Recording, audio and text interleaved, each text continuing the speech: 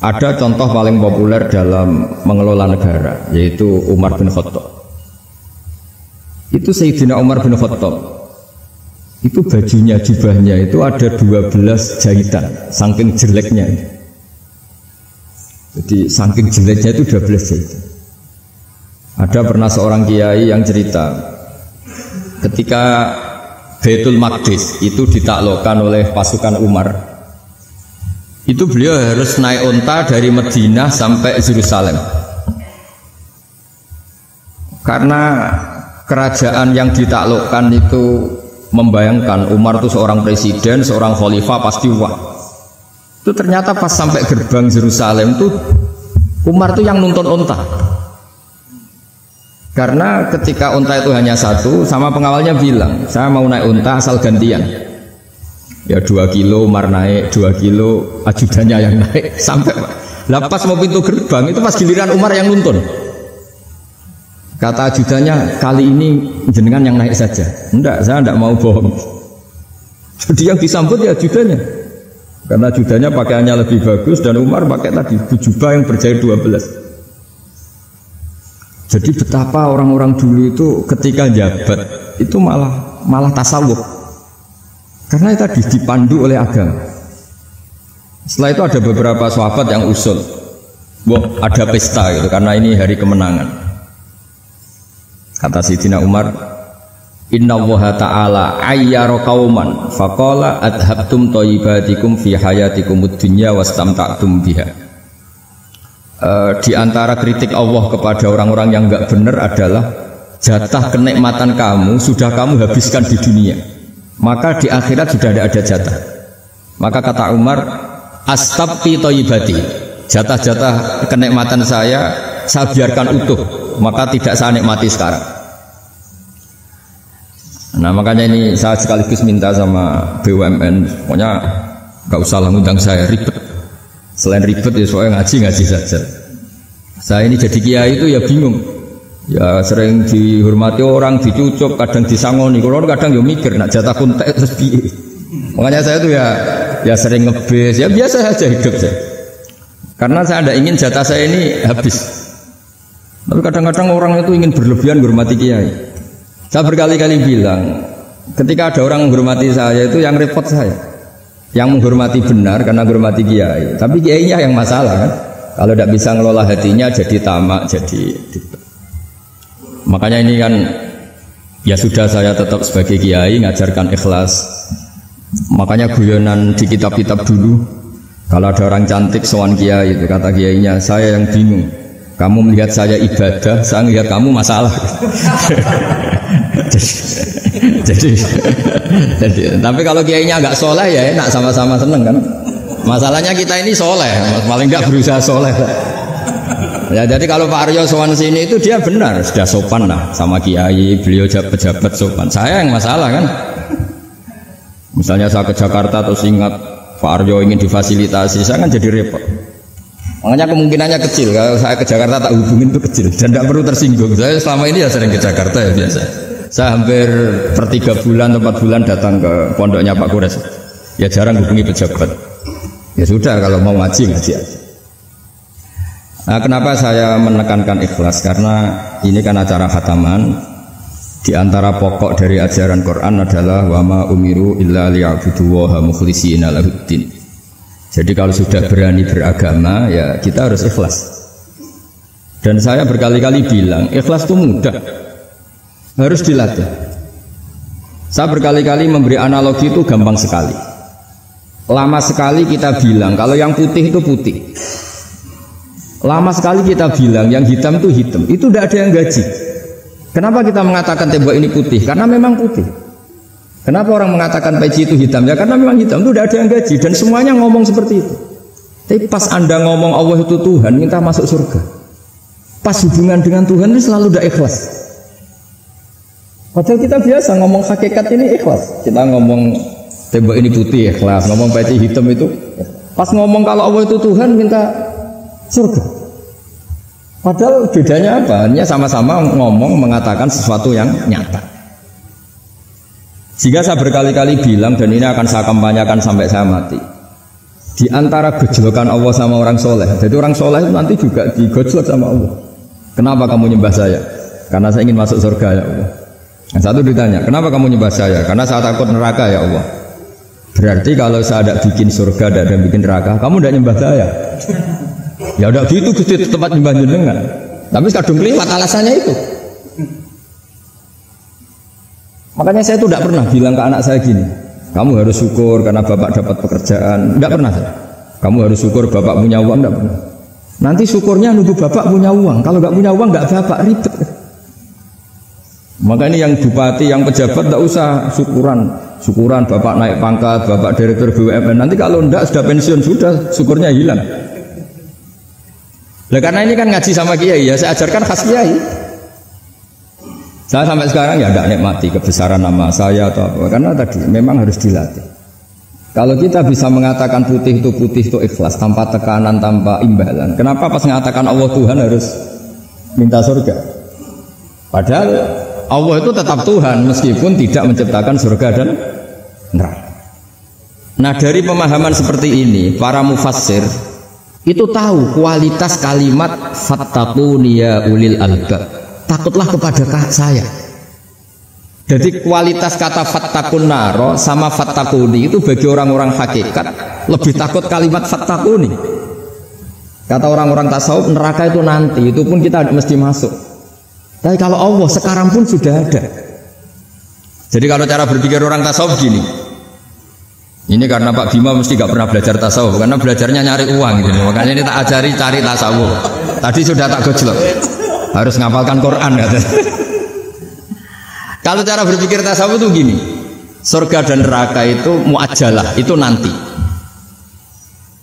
Kamu nyembah Allah ingin masuk surga, takut menghindari maksiat atau takut sehingga tidak maksiat karena takut neraka.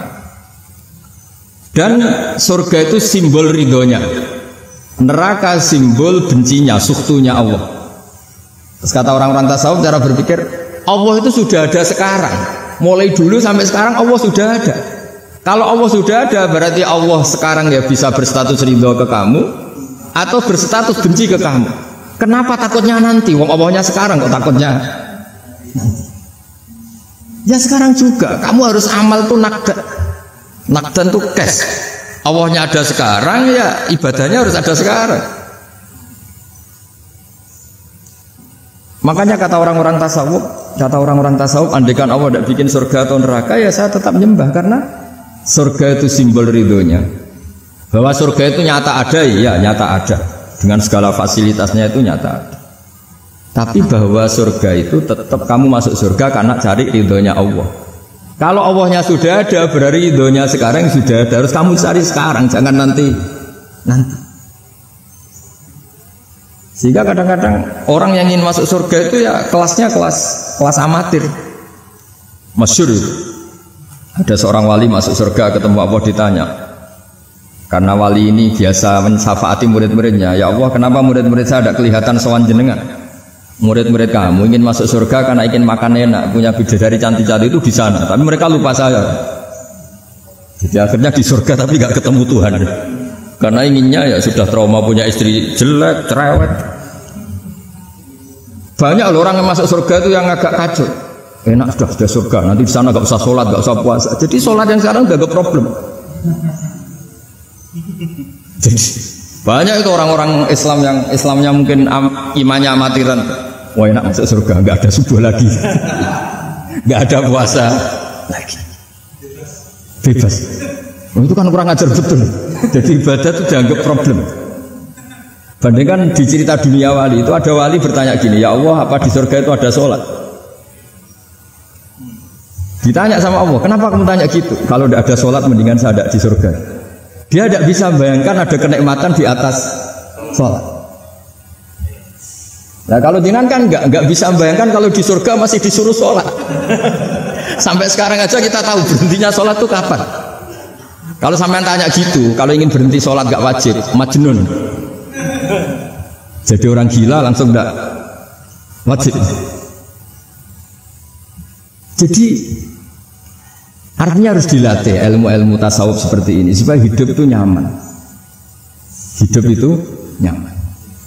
Dulu Pak Imam ini ada Pak PJ Rembang.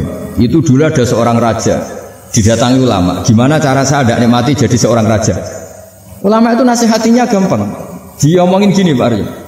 Pak Raja, kalau kamu di Sahara, di padang Sahara, kemudian Anda kehausan. Kalau tidak minum 1 gelas air, Anda mati. Apakah? Terus kemudian yang punya air bilang gini, kamu tak kasih air, tapi syaratnya kerajaannya kasihkan saya.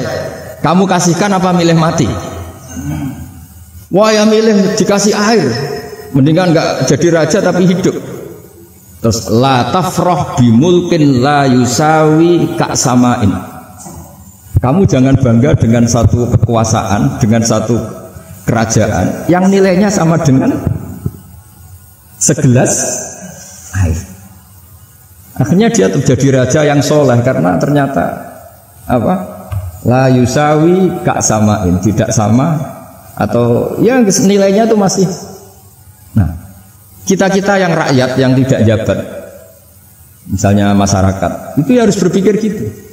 Orang tidak jadi bupati tetap hidup, nggak jadi pegawai BUMN tetap hidup. Tapi kalau nggak minum air itu mati. Dan rata-rata rakyat itu bisa minum air. Artinya apa? Kita dan mereka itu sama-sama punya nikmat yang pokok, yaitu sadur rumpi, nikmat yang bisa mempertahankan kehidupan. Jadi nikmat selain itu tidak pokok. Sehingga orang itu bisa jadi wali. Jadi ini resep jadi wali. Jadi wali itu udah harus tirakat dalail, terus gak pernah makan nasi itu enggak, itu keberatan. Jelas sebagai BUMN nggak mau itu, mesti nggak mau itu, mesti tidak mau. Ya nggak mau ya nggak bakat, jadi sudah pasti tidak mau. Ini saya tahu banyak tentang beliau. Pak Arya itu bin Slamet dulu abahnya itu ditobatkan Gusmi, dimengertikan agama oleh Gusmi. Karena beliau ingin tetap mencintai Kiai, terus korbannya saya karena Gusmi meninggal, terus mahabbahnya diarahkan ke saya. Tapi saya berdoa supaya diarahkan ke banyak kiai lah, supaya saya tidak jadi objek sasaran ya. Nanti juga repot ini. Saya itu sering disuani orang dari Kalimantan, Sulawesi, saya ingin idolakan jenengan, saya ingin dekat dengan jangan. Saya sudah lah pakai kiai lokal di sana aja, jadi sampai tidak ganggu saya. Terus kiai lokal di sana juga tidak mahjub oleh saya, kata saya. Saya teruskan. Jadi dulu para raja itu dilatih oleh ulama, termasuk dilatih begitu. Kamu punya kamar 1000, kalau tidur per 5 menit ganti kamar, karena eman sudah dibikin kok nggak dipakai. Nggak juga, punya kamar 1000 yang dipakai hanya satu. Ngapain punya 1000 yang dipakai hanya? Punya baju 1 lemari yang dipakai hanya 1. Apa mentang-mentang bajunya 5 terus pakai rangkepan sampai 5. Punya mobil 5 yang dipakai ya 1. Jadi orang dulu itu dilatih sebegitu. Sehingga dulu itu tidak ada raja kecuali punya penasehat. Zaman belum Islam ada resi, kalau setelah Islam ada ulama. Sehingga mereka bisa menertawakan kerajaan. Maksudnya dianggap biasa. Ada seorang raja ditanya ulama, khas seorang raja itu apa? Merintah tidak bisa diperintah. Terus si ulama ini tiap pagi itu datang ke atas gunung, cari tempat paling tinggi terus mutolaah kitab. Setelah mutolaah kitab ya wasik ya, kayak saya kalau belajar ya asik. Ngalang-ngalain jagungan sama pegawai BUMN kalau saya sudah belajar. Terus dia bilang, enaknya apa jadi raja? Saya di sini nggak ada yang memerintahkan saya, berarti saya dengan raja sama. Dan kelebihan saya juga tidak ada yang ganggu. Kalau raja masih banyak yang ganggu. Artinya bisa mengolah. Kalau sekarang enggak. Banyak kiai yang melihat pejabat itu kayak gimana? Wong kok mulyane ngono, buka pintu aja nggak pernah. Mulyane kayak gitu. Yang jenis ini dia rugi, sudah iri, nggak punya kenikmatan sendiri. Ulama dulu tuh bisa mengelola kenikmatannya sendiri dengan cara seperti itu. Makanya masyhur Sayyidina Ali itu kalau malam itu diantara sebab beliau tambah dekat sama Allah. Itu diantara wiridannya itu bukan kayak wiridan kita itu enggak. Wiridannya begini. Ya Allah, kafani izzan an takuna li rabban wa kafani fakhran an akuna laka abdan. Saya sebagai manusia ini sudah sempurna, punya Tuhan engkau. Tuhan yang maha dahsyat, maha top. Kayak apa nyesalnya saya kalau punya Tuhan hanya sebuah batu, hanya pahatan batu. Atau Tuhan yang mati, atau Tuhan yang kelaparan. Wa kafani fakhran an akuna laka abdan, dan saya ini bangga karena jadi hamba-Mu. Jadi orang dulu itu nyembah Allah itu tidak harus dengan kalimat subhanallah wa akbar, tapi punya kesimpulan yang menjadikan mereka ini nyaman dengan Allah. Abu Yazid Al-Bustami itu diangkat jadi wali setinggi-tingginya, itu diantaranya kalau wiridan bilang gini, ya Allah, kenapa engkau ngasih makan saya, ini aneh. Kenapa engkau ngasih minum saya, itu aneh. Di mana-mana orang memberi itu ada kepentingannya. Misalnya majikan bayari karyawan karena ada kepentingannya. Malah kalau di fikih itu agak absurd. Fikih itu hubungan suami istri itu agak kacau kalau dalam fikih. Lelaki itu tidak wajib nafkah istrinya kalau tidak ngasih. Jadi kayak agak-agak transaksi. Dan istrinya punya hak nggak mau diajak kalau nggak dikasih nafkah. Jadi makanya dulu Mbah Mun itu kalau ngajar saya fikih itu ngajari wong perhitungan. Maksudnya mau ngambil bojo kok perhitungan. Tapi di mana-mana hubungannya orang itu begitu. Wong kenal kiai, nak orang loro kiai diatur ngene iki ora marem.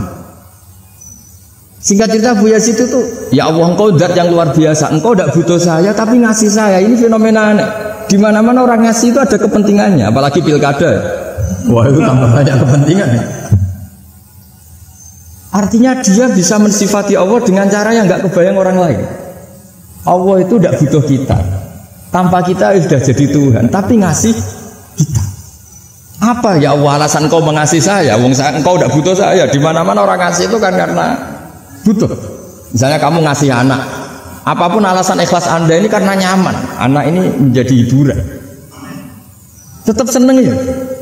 Ada unsur kamu itu dapat timbal balik. Setidaknya seneng. Atau ngasih rival politik kamu, setidaknya ya karena safety lah kata tadi Pak Ari. Bergak berontak teman-teman. Pokoknya ada kepentingan. Tapi Allah ini zat yang nggak punya kepentingan, kemudian tetap ngasih. Dari situ terus dia punya cara mencintai Allah. Jadi wali-wali dulu itu punya cara untuk mencintai Allah. Dengan cara seperti itu. Makanya ada wali yang nangani orang-orang macam-macam. Kayak Gusmi itu masyhur, dia nangani orang fasik, orang macam-macam. Dulu itu ya ada seorang wali itu jadi wali karena beli narkoba. Tapi bukan untuk diminum, untuk dimusnahkan. Tapi kalau sekarang nggak mungkin karena narkoba harganya sudah miliaran, triliunan. Kalau dulu mungkin. Jadi ceritanya itu kampung dulu kan terpisah-pisah oleh gunung, oleh apa. Singkat cerita si wali ini setiap ada bandar narkoba dulu pakai homer kalau dulu arak. Dibeli sama dia. Dibeli terus setelah agennya pergi dilarungkan pokoknya dibuang. Begitu terus. Suatu saat si pengedar narkoba ini heran. Kampung situ itu selalu tak kirimin homer kok gak ada yang mabuk. Tapi dibayar cash.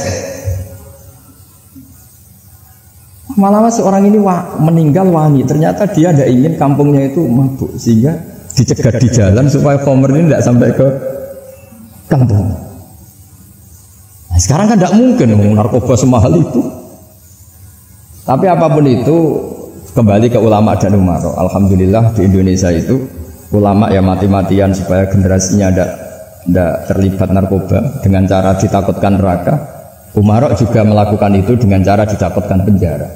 Nah, ini yang kita sama-sama ulama wal umaro tahu aman. Kita kerjasama dengan kapasitas masing-masing.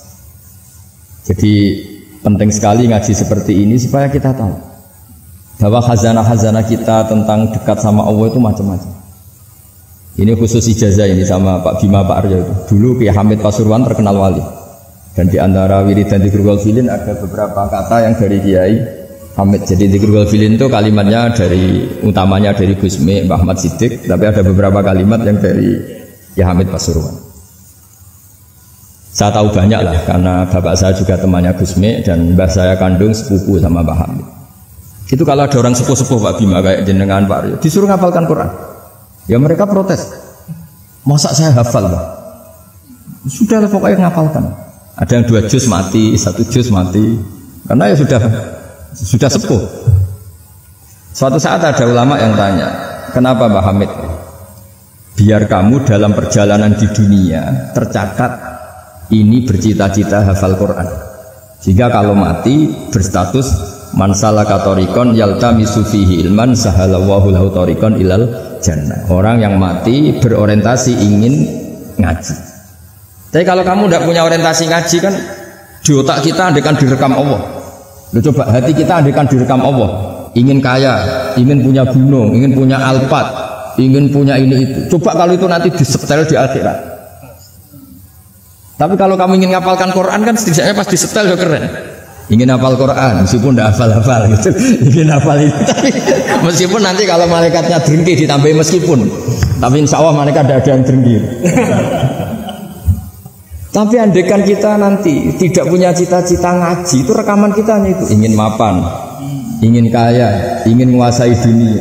Betapa malunya kita kalau rekaman itu kita dengar di depan Allah. Padahal nanti niat ini yang dihitung. Famangkanat hijratuhu ilallah wa rasulih fa hijratuhu ilallahi wa rasulih. Orang yang orientasinya hijrah. Hijrah itu meninggalkan yang buruk menuju yang lebih baik. Hanya untuk Allah dan Rasul, maka ya dihitung ke sana. Jadi misalnya Pak Bima, Pak Aryo ngapalkan Quran, hafal-hafalnya. Tapi berarti perjalanannya ini mencari ridhonya Allah, itu ditulis. Tapi kalau kita orientasinya ingin mapan, ingin sejahtera, ya ditulis. Ini ingin punya rumah 2, ingin punya rumah di berbagai provinsi. Ini coba kalau itu nanti direkam. Terus ditanya Allah, inginnya kamu apa sih di dunia? Dan itu bisa menjadi status kita. Ngeri kan? Kita ketemu Allah dengan status tidak mencari Allah dan Rasul, tapi mencari kemakan. Itu cara Mbah Hamid untuk mendidik supaya orang itu orientasinya kepada Allah dan Rasul. Disuruh ngapalkan. Ini Pak Aryo cerita, bapaknya hanya disuruh ngapalkan apa? Rabbana dzalamna anfusana. Itu semalam nggak hafal apa. Dan alhamdulillah nggak hafalnya ditiru anaknya. Susahnya kemarin pas ngaji sama saya di kamar saya, saya punya kantor di depan rumah saya. Ya nggak hafal-hafal. Bener-bener konsisten. Jadi dulu bapaknya itu ketemu Gus Wei di hotel, dia diajarin semalam nggak hafal. Akhirnya hafal lagi. Ya, tapi nunggu sekian tahun mungkin.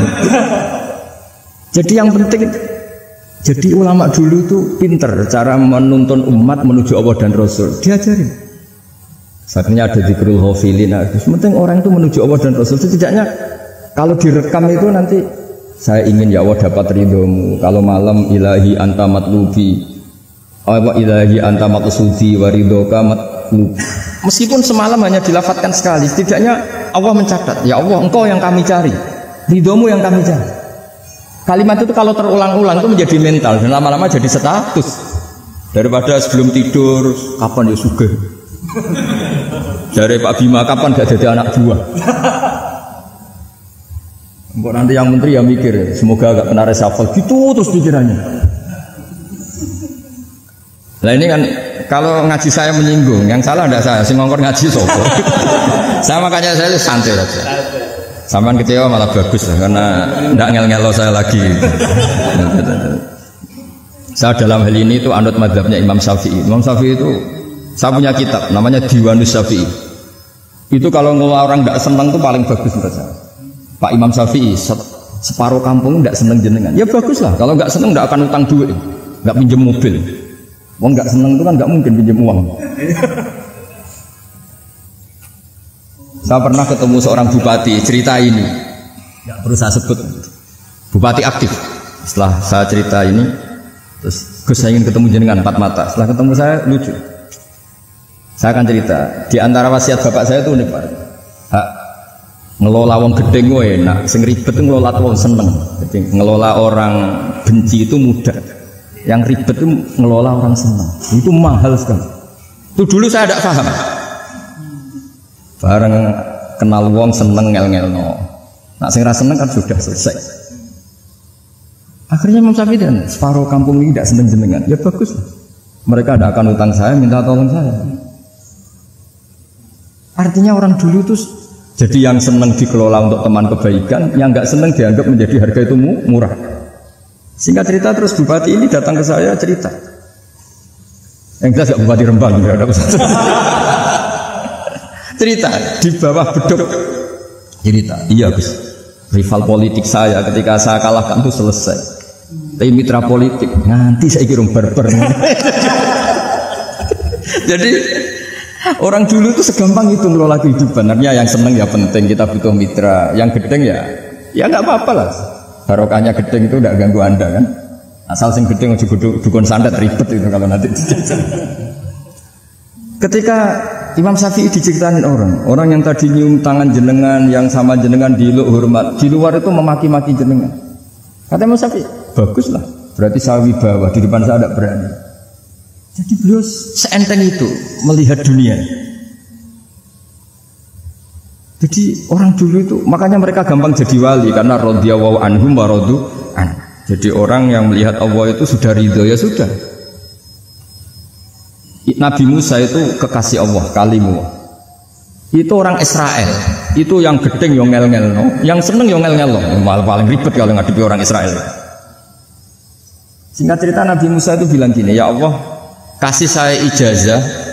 Yang dengan ijazah itu orang terbungkam semua, tidak bisa ngeritik saya, tidak bisa mencibir saya, tidak bisa ngata-ngatain saya. Jawabnya Allah itu lucu. Ya Musa, hadza syai'un lam asna'hu li nafsi fa kaifa asna'u bika. Aku pangeran sing salah paham akeh apa meneh kowe mau nabi. Aku iku pangeran sing salah paham mbek aku ada.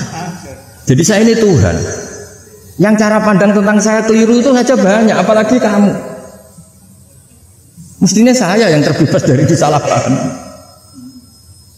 Ada Nabi Musa aku itu pangeran, darani anak dipucu, ono sing darani aku fakir, ono sing darani aku kikir, macam-macam. Orang Yahudi itu kalau rezekinya baru sempit itu bilang ini Tuhan kikir sekali. Sampai dapat sampai Allah qala alladziina qalu innahu huwa fakir. Artinya pejabat juga gitu, kalau salah kebijakan juga dihujat. Ini tidak mensejahterakan rakyat. Itu kalau lapor Allah jawabannya gitu, kamu pejabat salah paham ribet, saya Tuhan saja disalahpahami. Jadi orang dulu itu segampang itu ngelola hubungan dekat dengan Allah. Jadi pakai rasa.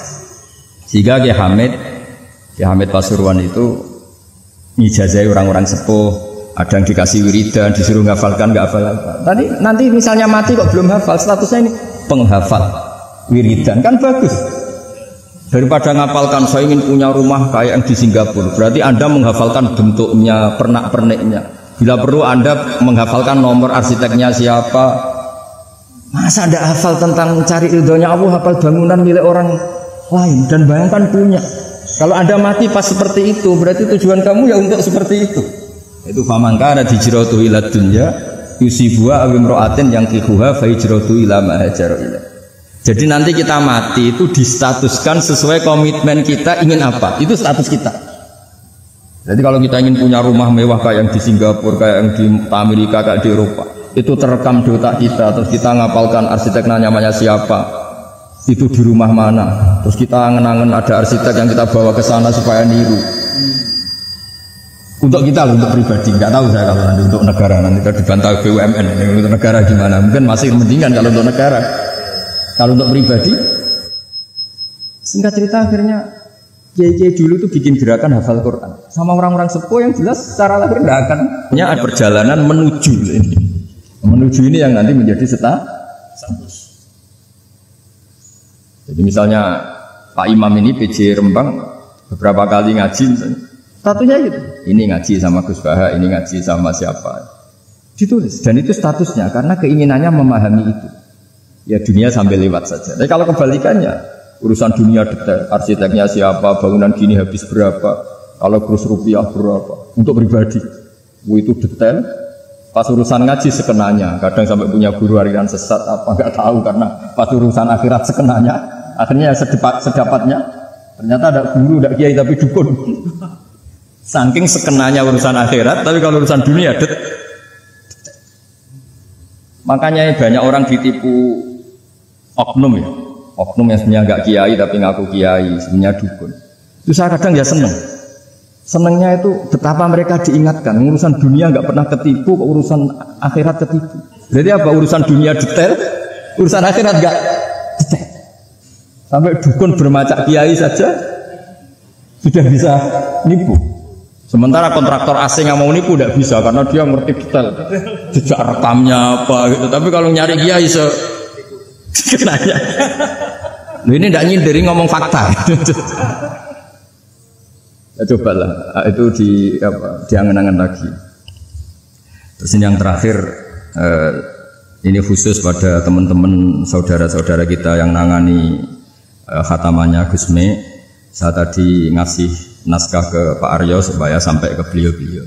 Saya yakin beliau-beliau sudah punya, tapi supaya ini tambah mantap bahwa kita saling menguatkan. Ini saya baca ya. Ini kitab yang dipakai referensi tim lajnah penerbitan mushaf Arab Saudi dan seluruh dunia, termasuk saya. Jadi tradisi khataman kita, tadi kan kita bicara khataman. Ya saya ulang lagi, tradisi khataman kita itu kan justru ditutup dengan wa ulaika humul muflihun. Ya. Jadi tidak minal jinnati wan nas, tapi diakhiri wa ulaika humul muflihun. Jadi khataman kita misalnya minal jinnati wan nas, biasanya yang baca Quran terus baca Fatihah, terus awal Baqarah sampai wa ulaika humul muflihun. Nah, tujuannya adalah supaya kalau khatam itu memulai lagi. Ya, kalau langsung An-Nas minal jinnati wan nas berarti dia bangga dengan berakhirnya baca Quran. Pertanyaannya, dengan Anda ketemu Allah, seneng ya jagunganmu aku sebar. Betapa buruknya kita jadi hamba. Kayak kita dulu ketika ngaji. Nah, baru hure ngajine wis bar. Berarti nganggo guru problem. Makanya bangsa Indonesia itu ya agak lambat pinter karena sekolah juga dianggap problem. Pas masuk merengut, waduh sekolah. Pas bubar seneng, waduh sekolah. Jangan-jangan kita sholat juga gitu, ono adzan, waduh adzan. Jadi ini belum makam wakur roto ini bis sholat. Padahal cirinya orang baik itu menikmati sholat itu. Ciri utama suka ilmu ya menikmati pelajaran. Enggak, ini pelajaran bareng guru. Waduh, udah gitu matematika lagi. Waduh. Nah, kita baca Quran harusnya asik, karena di situ munajat sama Allah. Ketika selesai harusnya nyesal. Waduh, baru asik sama Allah kok sudah selesai. Dan Allah punya alasan untuk menyalahkan kita, karena kita misalnya baru seneng-senengnya pacaran misalnya, kan tidak mau akhir. Kenapa pas seneng Allah seneng berakhir? Nanti kalau kamu ditanyakan gitu tidak bisa jawab. Nah, pakai analogi itu makanya jangan pernah merasa akhir kalau baca Quran. Minal jinnati wan nas, terus baca Fatihah, terus memulai lagi. Maulaika humul muflihun. Sebagai bukti ya Allah, ini khataman sementara, tapi saya akan berlanjut lagi. Terus dimulai betul. Jika ijazah kiai-kiai kuno kalau orang haji atau umroh itu supaya kuat haji lagi. Kalau ijazah kiai kuno itu sederhana, disuruh ngomong gini, Ka'bah, ini saya mau pulang, miliki rumah, nanti kesini lagi, gaya gitu. Sudah Pak. Jangan setelah selesai ibadah haji seneng karena mau pulang. Berarti ibadah dianggap problem, rumah dianggap segala-galanya. Jadi itu ada filosofinya. Nah, ternyata tradisi seperti itu mudawwan. Mudawwan itu dibukukan. Ya, saya baca ini di kitab Ghaithun Naf'i, karangan Imam Waliwah As-Sofakusi. Saya baca saja. Nanti yang ngerti bahasa Arab biar diartikan sendiri, yang nggak ngerti nanti saya bantu. Takmilun. Nah, ini khusus para hafid tadi yang ikut khataman, mohon didengarkan. Takmilun fi masaila tata'allaku bil khatmi. Al-ula sabatan nasu anil maki min riwayatil bazi wa kumbul wa ghairihima annaman qara'a wa khatama ila akhirin nas qara'a al-fatihata ilal muflihun min awalil baqarah wa sa'al amalu bihada fi sa'iri biladil muslimin. Jadi mulai dulu kalau orang khataman itu ya An-Nas, Fatihah, terus wa ulaika humul muflihun. Dan cara seperti itu wasa al-amalu bihada fi sa'iri biladil muslimin. Semua negara dunia ya sama seperti itu. Hanya tradisi yang dilakukan bapak saya sampai semua guru-guru kita, guru Quran, termasuk yang di Jantiko dulu, sama si dulu namanya Jantiko, lama-lama mantap ya. Itu sudah benar itu. Jadi mungkin teman-teman sudah melakukan tapi nggak tahu filosofinya. Ini saya bantu, filosofinya adalah supaya kita tidak merasa mengakhiri baca Quran, tapi sekaligus memulai. Kalau nak kue niat ngakhiri tenan itu seakan-akan kan baca Quran itu problem. Terus ketika berakhir kita senang. Sholat juga gitu Pak Imam. Yang menjadikan umatnya Rasulullah Shallallahu Alaihi Wasallam dijamin surga itu diantaranya cara sholat begini Pak Arya. Saya hafal hadisnya. Abshiru ya ma'syaral muslimin. Ini kata Rasulullah. Hari ini Jibril muncul dan memberi satu pengumuman yang sangat menggembirakan. Apa itu? Umatku berstatus, ya ini kata malaikat Jibril. Umatku berstatus, mereka itu fa'alu faridotan wantadoru ukhra. Melakukan satu fardu selesai atau addu faridotan wantadoru ukhra. Jadi misalnya tadi saya sholat subuh, status saya ditulis oleh malaikat Jibril. Bah tadi sholat subuh. Dan ketika saya ditanya, kok ijek urip sampai jam 10, jam 11, ngenteni apa sholat duhur. Ketika sholat duhur selesai, orientasi saya ngenteni sholat asar. Begitu seterusnya. Sehingga statusnya umatnya Nabi adalah addu faridotan wantadoru ukhra. Komitmennya adalah melakukan satu fardu dan menunggu yang lain. Berarti kita dihimpit di dua kebaikan. Kebaikan sudah kita lakukan dan kebaikan yang lain kita cita. Kita sekarang ngasih anak yatim. Di hati kita juga ingin mengasih lagi. Ngasih orang miskin juga gitu. Begitu juga kebaikan-kebaikan yang lain. Sehingga kita dihimpit di dua apa? Kebaikan. Kebaikan yang kita lakukan dan kebaikan yang kita angankan ya, atau kita cita-cita. Ya sudah begitu. Sehingga dengan cara seperti itu orang Islam itu nyaman. Bayangkan kalau kita berstatus punya rumah lagi. Ingin punya mobil lagi. Berarti satu itu minat dunia wa ilat dunia, minat dunia ilat. Itu kalau pas mati, pas khayalnya begitu. Allah posisinya di mana? Ya, ini sudah siap ya, setor ya, Ataman. Siap. Siap Pak Gula ya? Ya, siap. Sampai berapa juz rencana? 30. Sampai 30 juz apa juz 30? Juz 30 dulu. Juz 30 dulu. Jadi sampai segitunya guru-guru kita memandu, makanya terus dilatih dzikrul ghafilin, dilatih apa supaya kalau kita biasa pergi kembali misalnya, rombongan kembali, mungkin kita istighfar. Buat sekali-kali rombongan datangin khataman Quran, datangin acara-acara, sehingga ada perbandingan. Nah, setidaknya saat kita salah itu tidak status, tapi zallah bawaan manusia. Tapi status kita adalah faman kana hijratuhu ila Allahi wa rasulih fa hijratuhu ila Allahi wa rasulih. Nah, kemudian kenapa itu menjadi perilaku masif di seluruh dunia? Kalau khataman justru ditutup oleh awal Baqarah. Kan agak aneh khataman kok ditutup dengan permukaan atau permulaan. Ya. Itu terus beliau ini di beberapa kitab diterangkan anna rajulan qala ya Rasulullah ayul a'mali afdal. Amal terbaik itu apa ya Rasulullah? Qal alaika bil halil murtahil. Terus wa ma halul murtahil? Qal sahibul qur'ani kullama khalla irtahala. Amal terbaik itu adalah amal setelah selesai ingin melakukan lagi. Apa itu? Orang yang menghafalkan Quran atau membaca Quran atau khataman Quran setelah selesai langsung dimulai lagi. Nah, ini di sini diartikan kullama faragha min khutmatin syara'a fi ukhra. Jadi satu khataman selesai kemudian lanjut. Ya kan kalau kita misalnya orang kaya ke Singapura wisata, kan langsung mungkin sudah punya brosur lagi, mungkin mau ke New Zealand atau apa. Kenapa pas urusan khataman enggak gitu? Jadi manusia itu yang benar gitu. Ya kira-kira gitu. Jadi ini teman-teman yang sedang khataman, bahwa perilaku Anda sudah benar. Memang mulai dulu zaman Rasulullah SAW sampai sekarang memang justru khataman itu ditutup dengan wa ulaika humul muflihun sebagai bentuk komitmen kita bahwa kita ingin memulai, bukan berakhir di situ. Saya kira demikian. Assalamualaikum warahmatullahi wabarakatuh.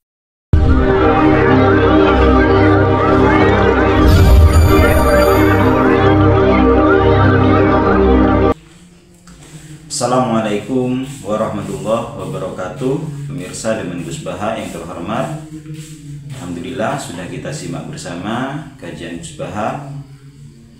Kami sampaikan terima kasih banyak bagi yang sudah menyimak hingga akhir, karena banyak hikmah, banyak pengetahuan yang bisa kita simak dari kajian Gus Baha. Semoga bisa memperbaiki diri kita. Termasuk beliau menyebutkan ada percontohan yang sangat populer dalam mengelola sebuah negara, dan hal itu dilakukan oleh Khalifah Umar bin Khattab, salah satu sahabat tercinta Rasulullah ketika beliau menjadi khalifah atau Amirul Mukminin. Saya rasa tidak perlu menjelaskan terlalu banyak karena apa yang disampaikan Gus Baha sangat jelas, dan beliau memakai bahasa Indonesia, alhamdulillah.